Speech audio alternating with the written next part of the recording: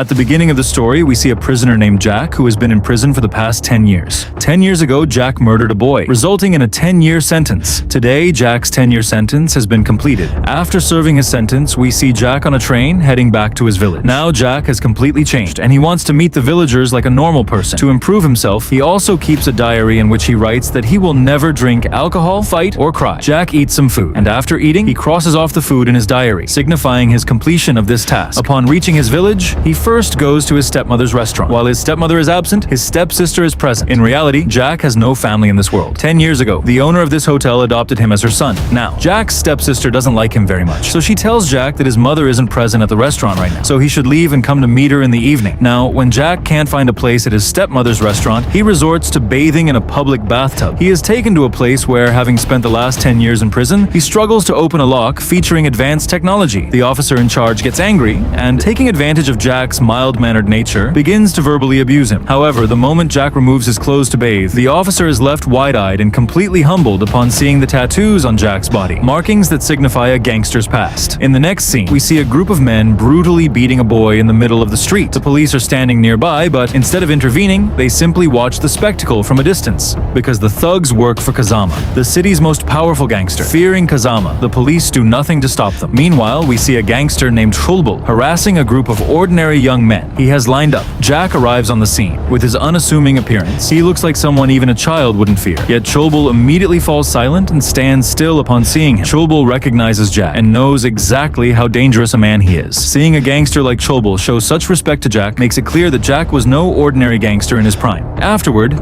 Jack visits another gangster named Shinchi, an old friend of his. We learn that there was a time when both Shinchi and Chulbul used to be completely subservient to Jack. They had worked for him, and he was their boss. Yet, times have changed so drastically that today Shinchi tells Jack to let him know if he ever needs any help. However, Jack now wants to stay completely away from such people in order to live a simple life, so he bids Shinchi goodbye and leaves. But Shinchi was not happy about Jack leaving. He feared that Jack might snatch his position of power away from him. Consequently, Shinchi assigned some of his men to keep an eye on Jack, as he still couldn't fathom how the man who once ruled the city had changed so drastically. As evening fell, Jack visited his stepmother's restaurant. Upon seeing him, his stepsister called out to her mother. Overjoyed at his arrival, his stepmother ran over and embraced him. The three of them sat down to eat, and the restaurant owner, his stepmother, fed Jack with her own hands. Although Jack wasn't her biological son, she loved him even more than her own child. However, his stepsister didn't care much for him. After the meal, she told Jack, "Even though my mother considers you her son, remember that I am her biological daughter. If you want to live in this house, you must do as I say." She then laid out her rules. She would wash the dishes while he swept the floor, and she would study while he mopped. Jack didn't like these terms, but like a timid boy, he simply nodded and agreed. When he went to bed that night, he silently promised himself that he would never drink alcohol, never get into fights, and never cry. In the next scene,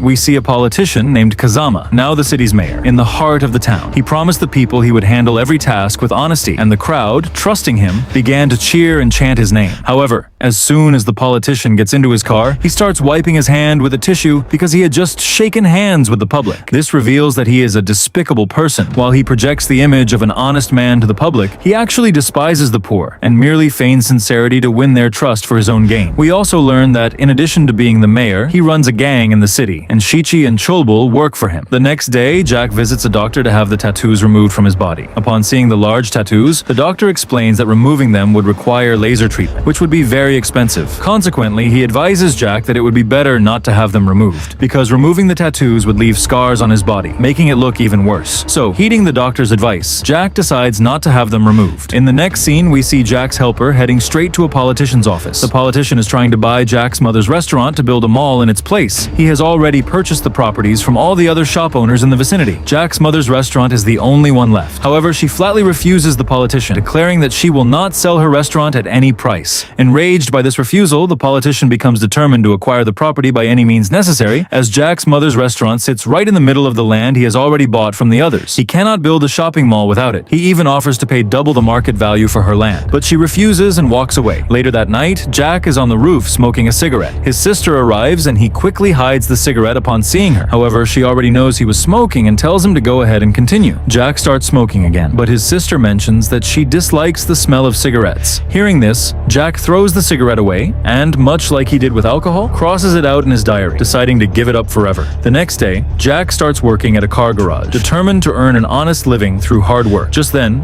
2 police officers arrive. One of them is astonished to see Jack working there and remarks to his partner that he can hardly believe how much Jack has changed. He goes on to tell his colleague about Jack's past, explaining that this is the very same Jack whom both Shinchi and Chulbul used to fear, men who would constantly trail after him like dogs wagging their tails, acknowledging him as their boss because he was a formidable fighter. The entire city feared Jack, and he had become a well-known figure. Continuing his account, the officer notes that Jack was indeed an exceptional fighter. However, whenever he drank alcohol, he would become even more ferocious, brutally beating anyone who crossed his path. On one occasion, while Jack was intoxicated, he was attacked by 6 men whom the politician Kazama had sent specifically to kill him. However, Jack single-handedly beat up all those men one by one. Meanwhile, his 2 associates, Chulbul and Shinchi, stood on the sidelines watching instead of helping him. During the fight, Jack struck one of the men so severely that he died. Consequently, Jack was sentenced to 10 years in prison for the killing. After Jack was incarcerated, Chulbul and Shinchi capitalized on the business empire he had built and began to rule the city. Yet, the mastermind behind this entire scheme was a politician who eventually offered Chulbul and Shinchi a place in his gang.